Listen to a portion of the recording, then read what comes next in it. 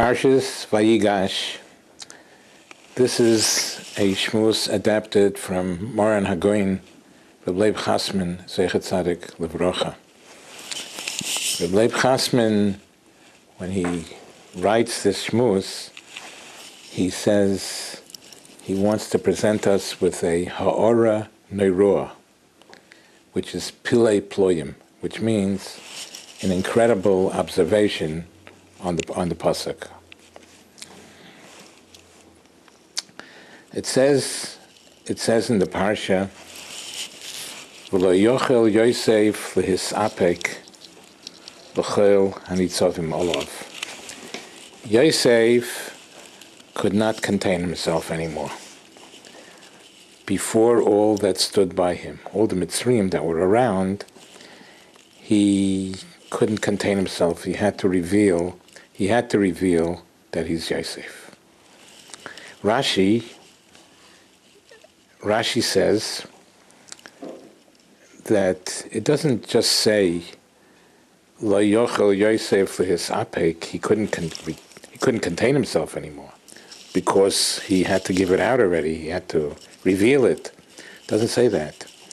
It says Lo yochel Yosef lehisapek. Yosef couldn't contain himself l'choil hanitzovim olav, before all them that stood by him. So Rashi explains, all the people around, all the Mitzrayim were around, he couldn't, lo yochel lisprel sheyiyu Mitzrayim nitzovim olav. He couldn't contain himself. He couldn't reveal himself that the Egyptians standing there should hear she'echav mizbaishin bihivodai lohem. He couldn't contain himself. He couldn't control himself to embarrass his brothers in front of the Mitzrayim. The embarrassment would be so much more if the Egyptians were standing there and saying, and Yosef would reveal himself that he is the one that these brothers sold as a slave. So that's what it says in Rashi. In order that they shouldn't hear the Egyptian, he had to wait. He had Vayikra hitziu kol ish me'olai. He asked that everybody please leave. He wants to be alone with his brothers. The Medrash says that in the Medrash Rabbah, Omar Rabbi Choma bar Chanina. Rabbi Choma bar Chanina said, Loi osa Yosef kishura. Yosef did not do the proper thing.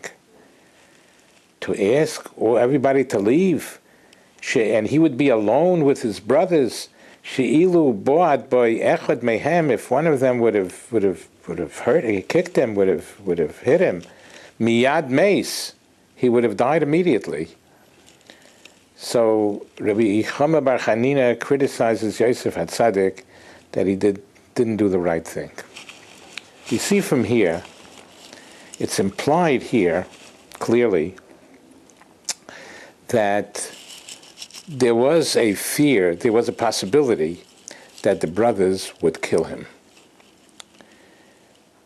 Nevertheless, in order to save them from embarrassment, he asked everybody to leave.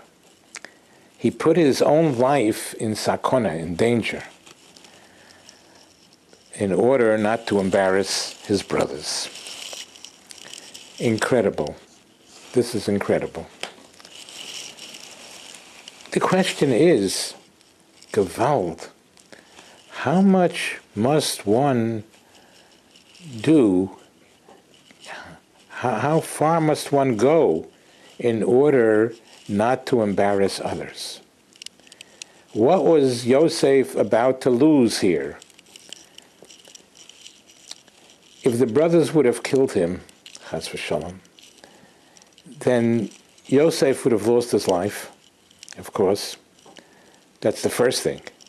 Yosef would have lost his life. He gave up his life in order not to embarrass his brothers. Number two, Number two, what else is he about to lose here if he lets himself alone with the brothers and they kill him? What was Yosef's dreams and aspirations at this time of his life? He wanted so much that his father, Yaakov Avinu, should be able to see him alive. 22 years they were not together, 22 years. And now the moment is coming soon where Yosef would be able to reveal himself to his father. And his father would have that nachas. His father would have that nachas that Yosef is still alive. He's the ruler over all of Egypt.